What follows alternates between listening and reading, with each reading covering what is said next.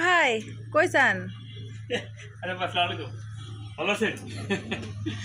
এই গরম উপভোগ করছি আপা। সব কিছুরই একটু উপভোগ করার ব্যাপার আছে না? ধরেন যে শখের তোলা কোটি টাকা, মানে আগে লাখ টাকা ছিল, এখন শখের তোলা কোটি টাকা। মানে শখ আছে জন্যই তো আমরা মানুষ।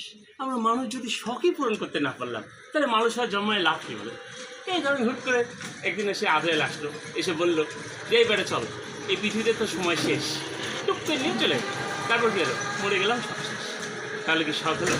তারপর আমি এই যে সূর্য, রোদ, গরম, প্রখর, এই প্রখরতা আমি উপলব্ধি করছি। আমি ভিতরে ভিতরে এই গরমটাকে উপভোগ করছি, আর বোঝার চেষ্টা করছি যাদের বাসায় এসি নেই, যাদের বাসায় ফ্যান নেই, তারা কী কষ্টে থাকে। কিন্তু আমি খুব মনের আনন্দে আমার শখ পূরণ করছি। আমি ওই একটা বিচিত্র মানুষ, আমার শখও বিচিত্র। তো একটা ইচ্ছা আছে আপা, যে ওই ধরুন যে টাকা পয়সা তো নাই, তো ইচ্ছা আছে যে একটা কিডনি বেঁচে দেবে।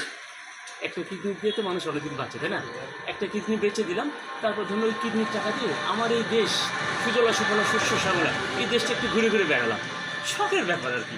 কখন আদার এসে বলে চল বেটা যাই, তার আগে একটু শখটা মিটিয়ে নিলাম। তো ভালো থাকবেন আপা। আমি একটু এই যে রোদ, প্রখর রোদ, কী দারুণ! একদিন শখ পূরণ করে দেখবেন, আপনার ভালো লাগবে। পাগল।